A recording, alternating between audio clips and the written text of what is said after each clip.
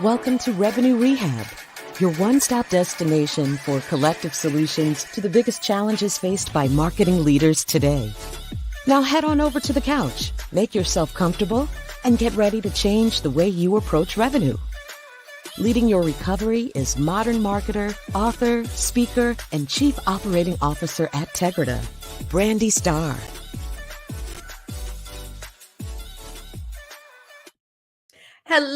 Hello, and welcome to another episode of Revenue Rehab. I am your host, Brandi Starr, and I have another amazing episode for you today. I am joined by Brian Powers. Brian has a background managing customer operations and product management. Most recently, he was the Chief Experience Officer for a financial services firm. He's worked closely with marketing to improve revenue, retention, and overall customer satisfaction. Welcome to Revenue Rehab, Brian. Your session begins now. Hi, Brandi. Good morning. Thank you very much for having me on today. I've been watching the other videos. If anybody else hasn't, you can rewind. They're all online and great resources. Yes, I am excited to talk to you. Brian and I worked together.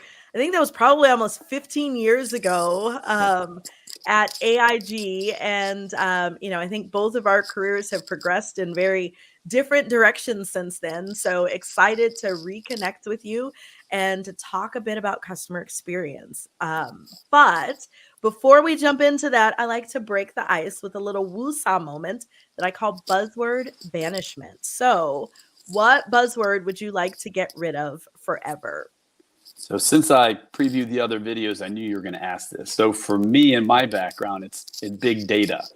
When we hear big data, and especially when people not familiar with analytics are throwing it around, it sounds a little hollow. Of course, things are run and analyzed in aggregate amounts, especially now there's more information than ever, more touch points than ever, and ways to get your voice heard by a company. So we're all using big data so we can stop referencing this was developed by big data. Yeah, it is one of those buzzwords that it's almost like, it makes people feel like something is more important because big data was involved. And, when that first became a thing, I think it was a big deal. But now you're right, like everything is leveraging big data. Yep. Across all touch points, we know more about our customers than ever. That helps shape the customer experience, marketing, acquisition strategies, and what the CROs are doing. It's all fundamentally built on large amounts of data. So I can promise that at least for the next half hour or so, we will put big data in the box, and we won't say that one. And now that we've gotten that off our chest, tell me what brings you to Revenue Rehab? Well, pending off of a discussion we had previously, it's about the role of a customer experience officer, or CXO, versus a CRO or CMO, head of marketing, and who owns that overall customer journey end to end. Yeah, and I love that. I mean, we wrote the book around the next generation of revenue and how you have to have revenue looked at as a single team, and customer experience is a really big part of that. And so really looking forward to diving into that. Before I go deep, I believe in setting intentions. It gives us focus, it gives us purpose, and most important, it gives our audience an understanding of what they should expect from our conversation today. So what would you like people to take away? What's your best hope? Well, we're starting with the end. So I would say we want people to understand the customer's journey is more than buying the product, right? It starts with expectations set far at the beginning, in coordination with marketing. So all the different touch points, the collateral that's made, the training for the sales reps, the website, through delivery and post fulfillment, right? So when they're in life, and even how they exit, right? If you've ever tried to cancel a magazine, it is maddening. They make it very difficult. So that's great for marketing. It's bad for the overall experience. So you might see that in the surveys. So we have to see the whole journey as holistic. It's not gotcha management. We made the sale and we move on. But it's more about that relationship. And now with so many survey places out there, Trustpilot, Yelp, Google, Better Business Bureau, many ways that people can sound off if they're not happy. And that's where the mix between marketing and CX lies. Okay. And so I always like to start with just some grounding questions because I think everybody defines things differently, has different perspective. So from your experience and perspective, what would you consider the role of a CXO? Like what's kind of the scope of that work and what should the CXO own?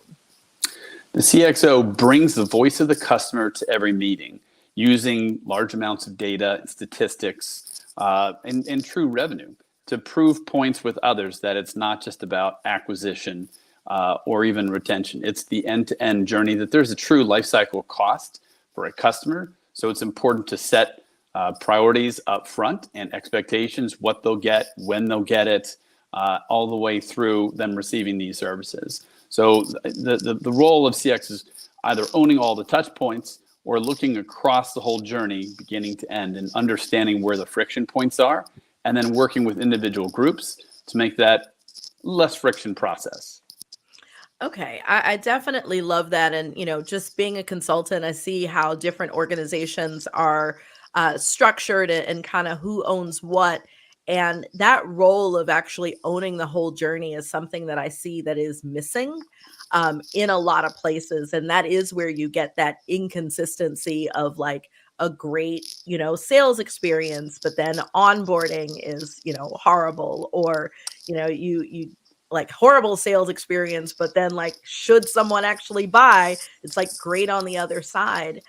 And so you have to really pull that together. And so how do you see the CXO working ideally with marketing? Like what does a strong relationship there look like? I think being invited to the different meetings. So one thing about being remote with a lot of people, you can bring others in geographically just with a Zoom Teams go-to meeting format, and have a person from the CX team representing that group and representing the customer. It's almost like having the customer in the room, because we're the ones who listen to most of the feedback, do the NPS surveys, monitor the website for comments, and look at the overall purchase behaviors. So it might bring another perspective where we're building something from the inside out versus looking at it from the outside in. It's a Forrester customer experience book saying every process needs to be looked at from the view of the customer. For example, our website, and we call it UX or UI, the user experience, made sense to us because we're a bunch of finance people. But when we put it in front of a focus group, they're like, what do these different words mean? And why do I need to sign this attestation? This sounds very financially important. And do I need to have a lawyer? So looking at it from a customer's perspective and using their lexicon, which is very different than ours, can make things simpler and reduce costs. Okay. And so where do you see the disconnect happening? Because, I would say more companies than not have not mastered the journey and Yes. that inside out approach, and really making sure the customer's voice is intertwined into everything. And so, like, why do you think that most people are not nailing this? I think we're seeing it due to voice of the customer, and we're hearing post-transaction, how did this meet your expectation? And that needs to be shared not just with operations and life, but up front. And they're changing biz dev compensation. So it's not when you make the deal, it's when the customer stays with you for so many years or renews that they get a larger part of the money. So it's more important to them now than ever. And I mentioned gotcha management. One example is from Verizon. I can mention them by name. I ran customer operations. Our marketing team had a new promotion. Best internet speeds of your life, guaranteed. But guaranteed what, right? So people would call up and say, this isn't the best speeds I've ever had. I want my money back. So we started issuing refunds and the calls were lining up. So my costs were increasing. The mandate from finance was quit giving out refunds, but it created this friction between groups. And I went to marketing and I said, you're killing us out here, right? What does this actually mean? And they said, look, if we tell them the truth, we won't make as many sales. True story. So I had to go back. I can't just pound on the table, but you go back with data and you say, each call costs $6 and we're getting 10% of the customers are calling. We're doing these refunds. Here's the actual ROI of your project. and they understand that better. There's more empathy. They have their goals, but as a company, we all have to work together. Yeah, and I think you just hit on a really strong point, something that I believe very solidly in, is that, what gets measured gets done. And you talked about how sales is being measured, Yes. not getting all their comp on the initial sale. And I do think that we really have to align how each, part of the journey, we call it the domino effect, where you're lining up all of those goals to fit together. Because you're right. Like, if I in marketing am only measured by how many people do we get, to the website that convert, then yeah, I'm going to say whatever I need to say so that, Right. People convert. And it's like, my hands are clean. I did a great job. Like, that's your problem on the other end. But if we're all focused on that long-term revenue, lifetime value of the customer, and I'm not just measured by feet in the door, then I start to change how I operate. And the same thing you're Sure. talking about sales. If sales doesn't get all their money on the front end, guess what? They sell a little different. And they Well, sell to customers, in a way that is very sustainable. yeah, so we want them properly setting the expectations up front. So it's not just that short term, we want to keep the customers. And so we look at collateral, and I always reference, this is funny, and I always reference things like restaurants. So if the average wait time is 20 minutes, the front desk can't tell you 20 minutes because half the people will be upset. So they want everybody to be happy. So have you ever been told it's going to be half an hour and it's really like 10 minutes? Because they don't want to hear the customers come back, because at 20 minutes, my wife is saying, that other couple came after us, they forgot us, we're not on the list, go back and check. So that's why you have to set it to like the 95%. So same thing with delivery times, right? This is expected within 2 to 3 weeks, when they know it might be a lot shorter. So we have to work together on what are we actually performing, so those expectations are properly set. Yeah, it's the under promise, over deliver. And some people have different opinions on that, but I am with you. And stuff happens, and even Right. when an organization has the best intentions, if you pad things a little bit, it gives you some wiggle room. I always think about flights. I'm a loyalist to Delta Airlines, and I generally land at least 20 minutes early almost every single time. And so it gives them the wiggle room of, there was an issue with the boarding gate not, Right. connecting to the plane, and it delayed us 10 minutes. But guess what?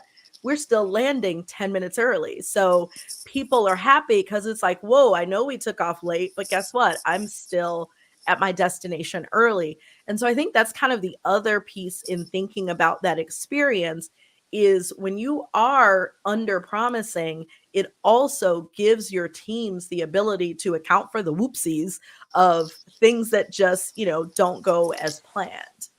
Right. So it's back to those, what gets measured gets done. In the call center space, we had a really long talk time on average, and we incented people to have a shorter, call it AHT, or average handle time. Well, all that upfront getting to know you, empathy and closing, that all went out the door, right? We started recognizing people for the wrong metrics. And so you have to pull that back. So what gets measured gets done, domino effect, your words, to an extreme. Yeah, and that is a great, I think that's a great point, and a place where that CX role being an overlay to all the revenue teams, in being that person or that team that really accounts for the customer's voice and journey, and kind of dipping their toe in all of the places, creates a cohesive experience. So I want to shift a little bit and really talk about the connection between the CXO and marketing and the actual communication journey. Because this is, in talking to CMOs and other heads of marketing, this is a place where there are a lot of challenges. I mean, it's, kind of the reason our consultancy exists, is to solve that communication journey, all the dysfunctions, and you talk about the different friction points. And so what is it, if I'm the head of marketing, and let's assume I do have a strong CXO in place, if I'm going to them, what kinds of conversations should I be having with that CXO to make sure that how I'm guiding the strategy and direction for my marketing team is actually going to support that frictionless experience, the long-term value of the customer? Like, what should that relationship look like? What kind of conversations and things should we be talking about? Great question. And a lot of that can be done privately so that you're not having that debate, discussion, engagement publicly with others and that discovery, because you're the leadership. You should know. I've been told before, why are we surveying our customers? Like, you're head of CX, you should know what they want. I'm like, yeah, but then I want to be able to show others quantifiably, here's the demographics who are purchasing, here's the time that they're purchasing and the average retention, based on programs. So it's a crossover between marketing and experience, blending in voice of customer to show where these customers expressing dissatisfaction or satisfaction, right, with certain parts of the product or the overall delivery. The communication is key, and that they're working together with that outside-in lens of reading what the expectations are, looking at all the communications along the way, and making sure that they steer the customer in the right direction, right? So we had another issue where we were just getting bombarded with calls and people were confused. So we had taken the phone number off the website. Doesn't solve anything, because now, knock, knock, knock, customers are at your door, they're at your warehouse, they're at your other offices. They still need to have their questions answered. So we can look at pieces of collateral that are going to the customer. What is being explained to them? Is it clear? Or are they coming back with more questions? And then harnessing that with a large amount of samples to not just say Mary Jo in Nebraska said, but actually what we're finding is 82% of the customers are falling out or clicking this and not following up here. Like, another example is, do we want to put the phone number right at the very top, or first you give other digital channel touch points, chatbots, website, mobile app, and then in really small print at the bottom, the phone number, because that helps CX marketing. It's like, hey, people want to talk to a person. Let's put the number up top. Another example, sorry. They used to put that on the back of remote controls, and the number one call was about the battery needing to be replaced. So take the number off, make them do a little bit of work. Maybe they'll do self-discovery and resolve the issue without a call. That's interesting that, people would see a number on the back of the remote and think to call for. But anywho, I really like one of the things you said that I want to kind of go back to. You talked about the data that is available. And I think that is a place where the marketing leaders can really tap into CX, because one of the things that we talk about a lot is like hyper-targeted segmentation, like really segmenting the audience to the point that the communications come across as if they're one-to-one, but being able to do that in masses. And the biggest pushback or the most common thing that I hear is, yeah, that sounds great and all. We'd love to do that, but we don't have the data that supports that level of understanding. And what it sounds like is that what CX is doing is a place where some of that knowledge and understanding, may not completely solve the problem, but that it is a real starting point, that is information that is being collected around who buys, who stays, all those sorts of things. Is that an accurate assumption? It is, and it's a great crossover into predictive analytics for retention reasons. So you can look to see if someone has been using their licenses for their software that you sold them, or are they logging into your website and using the portal? Because if they aren't, and that drops off, through analytics, we can see if that's a leading indicator for potential churn. Then you get the proactive outreach, or you ever get the random coupon for a restaurant you haven't been to in a while. They're poking because they feel like you might have moved on to somebody else. They want to win you back because they're looking at these analytics. So that is a good example of a crossover between customer experience and marketing data. Okay.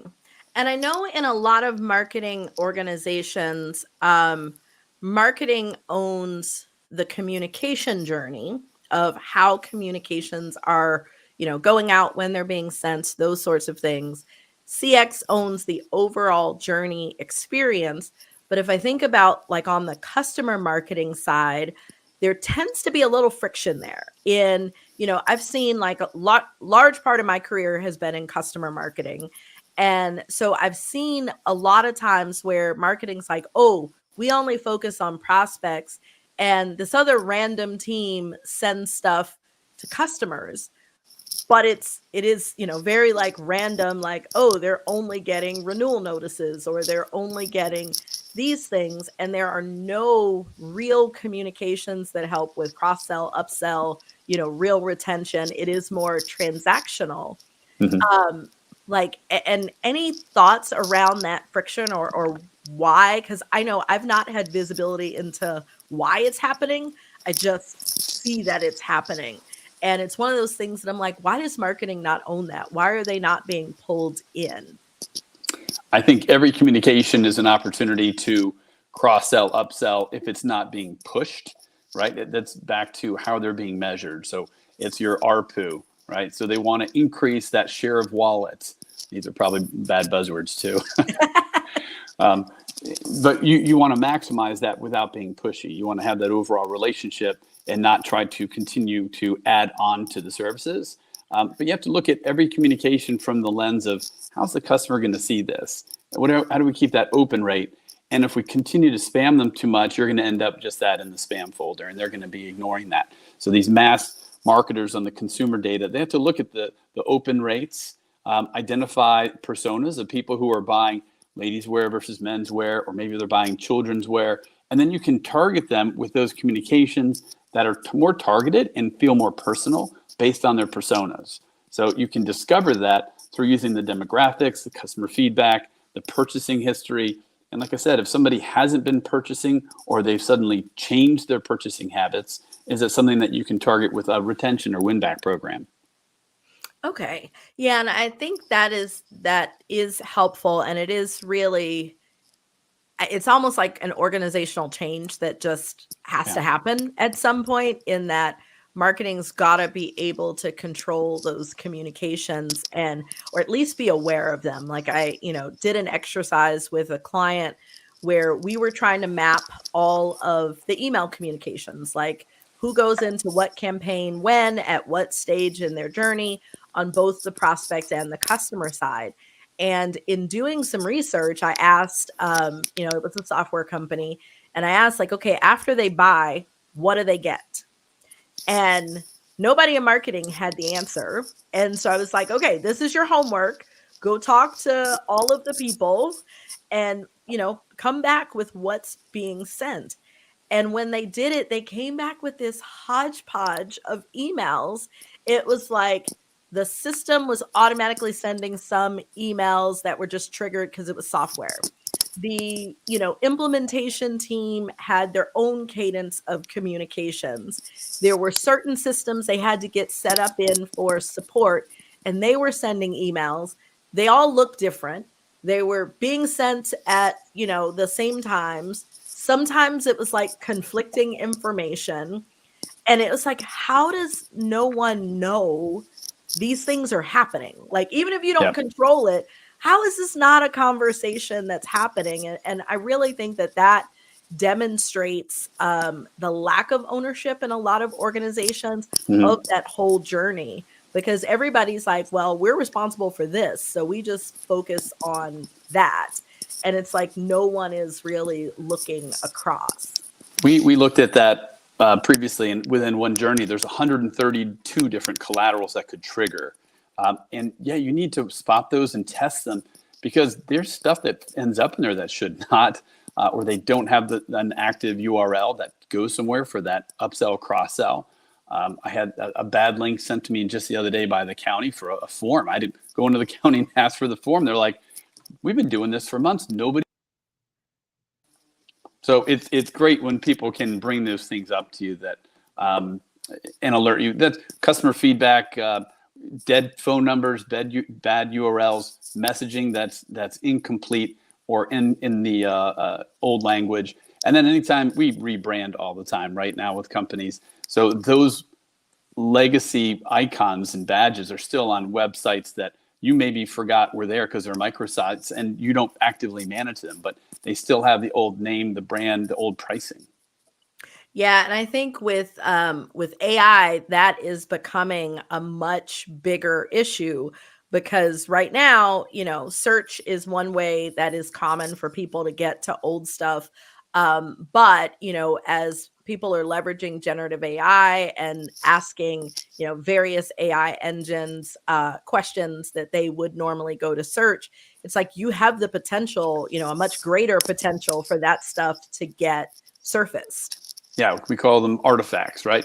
So Yeah. just because you took it off your site doesn't mean it's not archived on one of these SEO databases. So you need a cleanse. So you can do that internally or use firms to help find these pages that might still exist, or if they are searching for it, one of these bots might still come up with one that was changed months ago. Yeah. And I know, AI is, of course, a hot topic. How are you seeing AI impact the customer experience role? AI is fun if it's done properly. I wish that people hadn't launched chatbots and the interactive voice until they were fully cooked, right? They've been testing it on us, seeing what works. Now they're building what's called large language models. They're learning what interactions work better. There's entire new career tracks for kids coming out of school to be AI agents, AI specialists, conversational engineers. So it's changing customer service in that more and more, we were talking about segments of people, but the younger demographics choose not to phone. They want to have a less confrontational, courage behind the keyboard approach like chatbot, mobile app, or now generative AI, right? So it's improving customer service in that the lower level things that maybe you had to call for before, like making a payment, changing an address, you can do those now by speaking with this AI bot, either through the phone or a chatbot, without using an agent. So it's reducing our costs and it's increasing satisfaction, or NPS, because we're supporting you in the touch point of your choosing.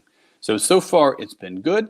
It's a threat because a lot of the menial tasks are going away, but if it's making it faster for customers to get service, they're better. And then analyzing what people are asking for lets us build more functionality into these bots so that it can get smarter and do more things, which hopefully is proactive and not reactive.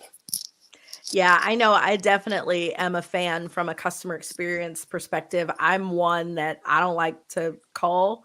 It just is, it's disruptive for me to have to pick up the phone and call to, handle some sort of personal business. I'd much rather be able to do it via a bot, or, some places even have where they do it via text, but it is a whole lot more frictionless because I can, be doing two things at once and not have to give up that focus time there. So yeah, it's definitely, like, I think the whole customer experience and that journey, AI, I agree with you completely, is going to play a pivotal role.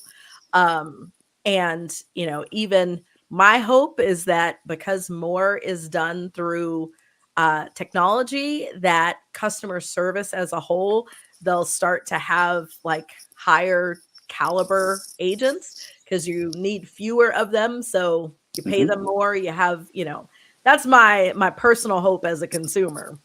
I agree. Well, awesome. Talking about our challenges is just the first step, and nothing changes if nothing changes. And so in traditional therapy, the therapist gives the client some homework, but here at Revenue Rehab, we like to flip that on its head and ask you to give us some homework. So if I'm a head of marketing, I'm listening, I recognize that, don't have the greatest relationship with CX, or there's some disconnect in what marketing is doing as it relates to the overall customer journey. What's my first step? Where can I start to help to move the needle in making sure that we are creating this frictionless experience? Thank you. Yeah. So what I started to say earlier, look at it from the outside in as a customer, and I'll pick on my parents who are elderly. And if they can navigate our website or order something through the phone, then I know that I've brought it to the right level, right? Because, but it's like a small focus group of a family member. And before you said we weren't aware of certain communications or messages that were going out. So go through your own company's processes. with someone who's outside the industry just to see if something made sense to them. Gives you that outside in, a different perspective. And the other homework is bring a CX person to a meeting, or just have them invited just to listen in and understand the planning, because then they get to understand the end-to-end journey of the ideation through the overall campaign, how it's implemented, what measures you're using to assess that success. I like that. I remember bring a kid to work day was really big when I was younger. So it's going to be bring a CX person to a meeting We're fun people. as a good action item. Because I do think that that's why a lot of the silos and organizations exist, is the right people are not a part of the conversation. Sure. And so tapping into that is important. I really have enjoyed our discussion, Brian, but that's our time for today. But before we go, how can our audience stay connected with you? Oh, through LinkedIn. If you see Brian Powers Atlanta, I've got a wonderful Photoshop picture up there. Or I'm connected to you as well. So if they're on LinkedIn, they can look for the Brian Powers that's connected to you as the best way. Awesome. Well, we will make sure that we link to your LinkedIn in all of the show notes. So wherever you are listening or watching this podcast, you can connect with Brian. Likewise, if you want to continue the conversation, I encourage you go back to episode 19, where I talked to Christina about voice of customer. And I think that really ties into what we're talking about here in that, communication journey and owning the customer journey. Well, Brian, thank you so much. I really appreciate you taking the time to come to the couch today. And for those that are listening, I hope you have enjoyed my conversation with Brian. Can't believe we're at the end. We'll see you next time. Thanks, Brandi. You've been listening to Revenue Rehab with your host, Brandi Starr. Your session is now over, but the learning has just begun. Join our mailing list and catch up on all our shows at revenuerehab.live. We're also on Twitter and Instagram at Revenue Rehab. This concludes this week's session. We'll see you next week.